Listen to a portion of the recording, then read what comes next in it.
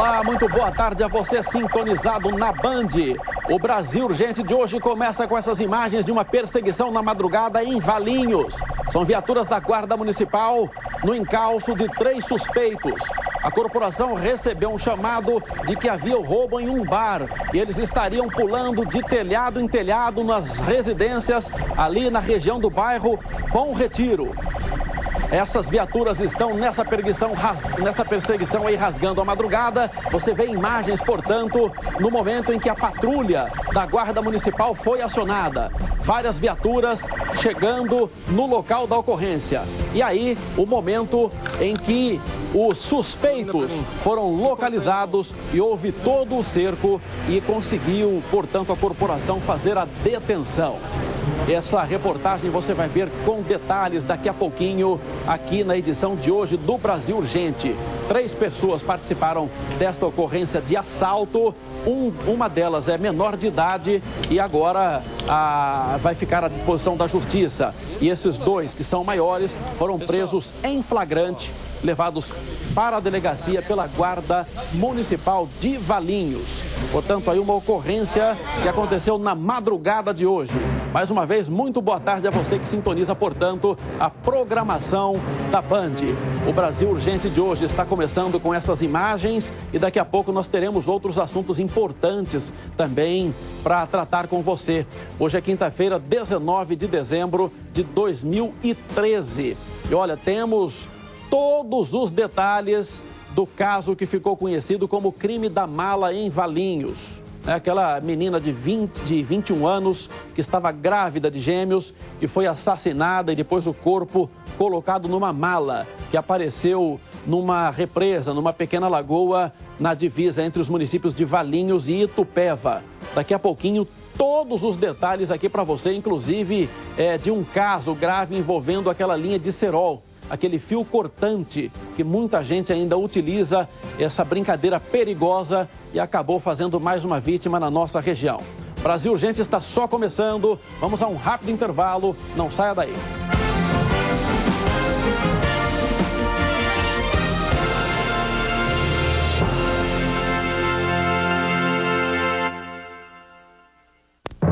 Brasil Urgente. Oferecimento Claro HD TV. Você por dentro. Sábado, 2 da tarde, tem a disputa do 3º lugar. Ganzu Evergrande e Atlético Mineiro. E às 5 horas tem a grande final. Raja Casablanca e Bayern de Munique. Ao vivo. Em 2013, foram 9 plataformas construídas. Até 2020 serão mais 30 plataformas. E a nossa produção no Brasil vai aumentar de 2 para 4,2 milhões de barris de petróleo por dia. A melhor maneira de inspirar um país é começar a construir o futuro agora. Petrobras, 60 anos. Gente, é o que inspira a gente. Nesse edifício, todo mundo tem Sky. Um contou pro outro, ninguém ficou pra trás. Por paixão ao futebol, o Zé trocou sua TV para ver todos os lances, a Sky em HD. TV nova pede Sky. Assine a partir de R$ 49,90. Ligue 4004-1111. Compare e mude já. Sky, você na frente sempre. Delícia, hein? Jura que é sem álcool? É 0 de álcool. Então, se eu beber pra mais 0, eu vou poder dirigir? Vai! Vou poder beber numa reunião importante. Vai! E na frente do chefe? Vai! Ainda vou impressionar as mulheres. Vai! Mas assim até eu, né? Chegou Brahma Zero. Imagina uma cerveja sem álcool sem deixar de ser Brahma. Produto destinado a... A Classificarros faz de tudo pra ver você de carro.com. Seminovos com 1 ano de garantia. Entrada parcelada sem juros. E a primeira parcela do financiamento só para 2014. Seminovos com parcelas a partir de R$ 399. Visite loja em Campinas, Rua Carolina Florense, 410. Ou ligue 3243-6665. Acesse vocêdecarro.com. Classificarros. Pronto, Clara. Com essa compra você tem direito a 8 cupons. Cupom? É alguma promoção? É, o PagGênio voltou e tá sorteando mais de $500 mil em prêmios. É isso mesmo! Uma casa, um apartamento, um Evoque e muito mais. Pague menos, imbatível nos preços e nos prêmios. A fonte da juventude agora está na caixinha de Imecap. Imecap é um anti-sinais revolucionário. Imecap possui ação antioxidante e retarda o envelhecimento, deixando você mais jovem. Você também vai concordar que descobriram a fonte da juventude. Você sabia que o governo do estado de São Paulo reduziu os homicídios em 70%? Diferente do Brasil, onde este número aumentou. Em 3 anos, foram contratados 12 mil policiais e 8 mil estão em concurso. São Paulo vai chegar a 129 mil policiais. Em 2013, foram 160 mil prisões, 12 mil armas e 70 toneladas de drogas apreendidas. São Paulo é assim, muito já foi feito, mas ainda tem muito para fazer. Governo do Estado de São Paulo. Amor, vai começar o jogo. Não, eu peguei o controle primeiro e hoje eu vou assistir minha novela. Mas amor, o jogo... Não, nem pensar. Não perca as melhores jogadas e notícias sobre o seu time. Envie agora o nome do seu time para 1315 e receba tudo isto no seu celular. Faça você também um golaço. Não dê bola fora. Envie o nome do seu time para 1315 e fique de olho na jogada por apenas R$ 13,99 por mês. Seu Caio, aquela mesa ali. Aí é seu Caio, hein?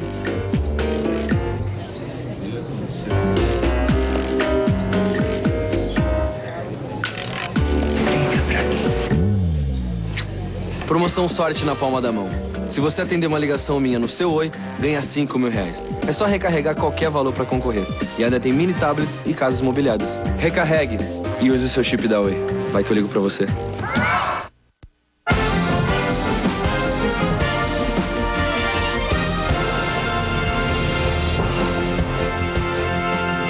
Muito bem, estamos de volta com o Brasil Urgente para Campinas e região. Se você sintonizou a Band agora, muito obrigado pela companhia. Seja bem-vindo ao programa e uma boa tarde para você.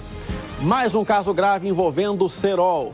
Um eletricista de 24 anos morreu em Mogi Guaçu depois de ser atingido por uma linha de pipa com a perigosa mistura de cola e vidro moído.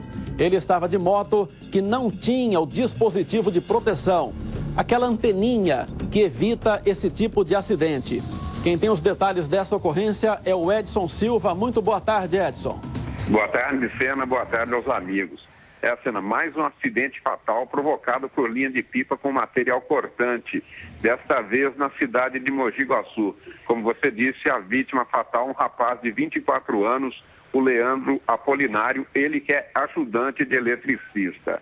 O acidente foi na Avenida Honório Martini, no bairro Nova Odessa. A vítima passava de motocicleta, né? Segundo a informação, a moto não tinha aquela antena dianteira que é utilizada justamente para evitar acidentes com linhas cortantes. Ele foi ferido no pescoço, chegou a trafegar alguns metros, foi amparado por pessoas que testemunharam o acidente. A equipe do SAMU foi acionada, também foram ao local homens do Corpo de Bombeiros, mas ao chegarem o rapaz já estava morto, gravemente ferido, estava morto. A Polícia Civil está investigando o caso e a informação é que essa linha aí que atingiu o rapaz é a chamada linha chilena, que ela é industrializada e não aquela artesanal, mas igualmente perigosa, que é feita com cola e vidro moído. A linha chilena é proibida de ser comercializada, mas ocorre venda clandestina e ela acaba sendo utilizada aí para cortar outras linhas de pipas. Ao se acidentar, o Leandro voltava do trabalho. Alguns familiares deles acompanharam a tentativa de salvamento do rapaz. O pai dele passou mal, ele acompanhava ali o atendimento, passou mal e teve que ser socorrido por guardas municipais. Próximo ao local do acidente tem uma loja que comercializa pipas. E populares, né, alguns populares, depredaram parte da fachada desse comércio, pois acredita-se que a linha foi adquirida nesse local, o que está sendo investigado pela polícia. O corpo do Leandro foi enterrado ontem à tarde no cemitério das Colinas, em Mogi Mirim. E uma informação que nos chegou agora há pouco é que a prefeitura fez uma fiscalização em lojas lá de Mogi Guaçu, né, que vendem pipas e linhas. Mas até o momento não foi divulgado o resultado dessa operação, se houve a recolha de algum material irregular, alguma loja está irregular. Cena. Ok. Obrigado, Edson. Infelizmente, mais uma vítima ali. O Edson chamava a atenção para que em muitos municípios existem legislações específicas proibindo a comercialização dessas linhas cortantes. No caso aí, a linha chilena é diferente. No passado, a meninada que empinava pipa misturava ali uma latinha com cola e vidro moído e passava na linha, ela ficava cortante. Essa linha chilena, ela já vem produzida com material cortante. Tem ali um pó metálico, pó de quartzo e alguma estrutura ali de alumínio e deixa a linha muito mais cortante do que o antigo cerol. E por isso é muito mais perigosa. Infelizmente, muita gente ainda insiste em utilizar essa brincadeira perigosa e com tantos casos de gente que machucou o pescoço, especialmente motociclistas, que acabam passando ali, o pescoço fica muito vulnerável, apesar de estar com capacete. Normalmente o motoqueiro usa roupa de couro que poderia proteger, mas o pescoço não. Então até havia lá uma recomendação dos motoqueiros usarem um gorro que cobre até o pescoço com um material mais metálico, mais forte, mais grosso, para tentar evitar esse tipo de acidente. Outra coisa é a recomendação que a gente lembra aqui. Se você é motociclista, instale esse dispositivo, essa anteninha no guidão, que é realmente uma coisa muito simples, barata e evita muita dor de cabeça. É uma antena que apara a linha eventual que for colocada ali na frente do motociclista e evita que ela atinja o corpo desse motociclista e possa fazer ali atingir justamente o pescoço, que tem estruturas vitais, veias importantes, e acaba, infelizmente, um corte mais profundo, provocando a morte. Então a gente lembra, se você tem moto, se você conhece alguém que tem moto, se na sua família tem alguém que tem moto e não tem essa antena, é um apelo que a gente faz aqui, uma orientação dos médicos, dos policiais que atendem a esse tipo de ocorrência, que realmente aquela anteninha evita esse tipo de problema. É uma dica que a gente pode dar aqui, que infelizmente esse motociclista aí não teve esse cuidado e claro que acabou aí sofrendo também essa consequência, infelizmente. Bom, mudando um pouquinho de assunto aqui, 3 assaltantes, entre eles um menor de idade, foram presos nesta madrugada em Valinhos, depois de praticarem um roubo em um bar. A polícia agora quer saber se o trio também tem participação na morte de um comerciante que aconteceu 2 horas antes do assalto ao bar. A Andréa Marques esteve lá, acompanhou toda a ocorrência e traz pra gente os detalhes. Ney, aperte o play. A caçada aos bandidos foi durante a madrugada. Depois de roubar um bar, os assaltantes tentaram escapar pelo telhado das casas do bairro São Jorge, em Valinhos. Quando viram a polícia, os 3 invadiram residências para fugir do cerco, mas a fuga foi frustrada momentos depois. Poucas horas depois do assalto, a polícia conseguiu prender Emerson Janilton de Jesus e Luiz Carlos da Silva. Um menor também estava envolvido no crime. Os 3 chegaram neste bar por volta da meia-noite. Levaram cigarros e bebidas do local. O material foi recuperado pela polícia. Já o bar onde o crime aconteceu permanece com as portas fechadas por causa da violência. A polícia investiga se os 3 acusados estão envolvidos na morte de Luiz Dionísio, de 60 anos. O comerciante saía do local em que trabalhava quando foi abordado por 3 criminosos. Ele foi atingido por 2 disparos e morreu no hospital. O crime aconteceu 2 horas antes do assalto ao bar, que fica próximo ao bairro Bom Retiro. Segundo testemunhas ouvidas pela polícia, o comerciante estava dentro do carro quando os bandidos chegaram. Os disparos atingiram a cabeça e o pescoço da vítima. O carro também foi alvejado pelos criminosos. A rua onde tudo aconteceu é o endereço de muitos comércios em Valinhos. A morte do comerciante transformou o cenário do local e despertou o medo da comunidade. Hoje, depois do crime, ninguém quis falar sobre o assunto. A violência calou moradores e quem precisa trabalhar. Bom, tudo isso está sendo investigado, se o assalto ao bar, os responsáveis pelo assalto ao bar têm ligação com esse crime desse senhor aí, desse comerciante de 60 anos. Algumas testemunhas relataram à polícia que o comerciante teria discutido na noite anterior em um bar. E aí poderia ter sido algum acerto de contas, vingança, coisa desse tipo, mas ainda não está concretizado que há relação entre um crime e outro. A polícia investiga esta hipótese justamente pela proximidade das duas ocorrências e pelo período também próximo, né, cerca de 2 horas entre a morte do comerciante e o assalto ao bar, e o chamado da ocorrência para o assalto ao bar. Então está havendo ali também essa discussão, essa possibilidade, mas é claro, tudo vai depender agora da investigação, de colheita de provas, de interrogatório, de oitivas de testemunhas e todo o complexo investigatório já de praxe da Polícia Judiciária, a Polícia Civil. Essa ocorrência que você está vendo aí foi atendida pela Guarda Municipal de Valinhos. Você viu nas imagens da perseguição que a Guarda de Valinhos tem uma estrutura importante, uma estrutura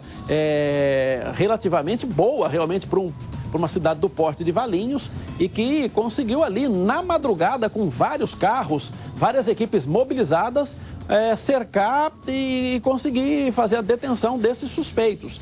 Então, quer dizer, quando a gente imagina, né, do policiamento na madrugada, que tem um efetivo reduzido, a Guarda Municipal de Valinhos está de parabéns, tem ali uma estrutura muito boa.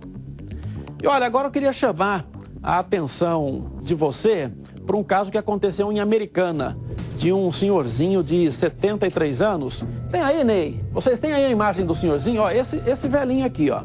A cabeça baixa, né? Passando aí um momento difícil, problema ali, momentaneamente cheio de dor de cabeça, com o semblante preocupado. Você vê ali, você lembra do seu avô, esse senhorzinho com essa idade. Você ficou com dó dele? Leva ele para casa que você vai ver o trabalho que esse senhor pode dar. A gente morre e não vê de tudo na vida, viu? Em Americana, esse aposentado de 73 anos foi preso pela Guarda Municipal depois de furtar R$ 78 de uma caixa de doações do Santuário Santo Antônio de Pádua. E quem tem as informações dessa ocorrência é o Felipe Pereira. Boa tarde, Felipe. Boa tarde, Sena, e quem acompanha o Brasil Urgente para Campinas e região, realmente, né? Parece que a gente vai morrer e não vai ver tudo na vida, né? Roubando dinheiro ou furtando dinheiro até mesmo da igreja. Esse aposentado de 73 anos, como nós vimos aí na imagem, usava esse arame formado aí com essa espécie de gancho.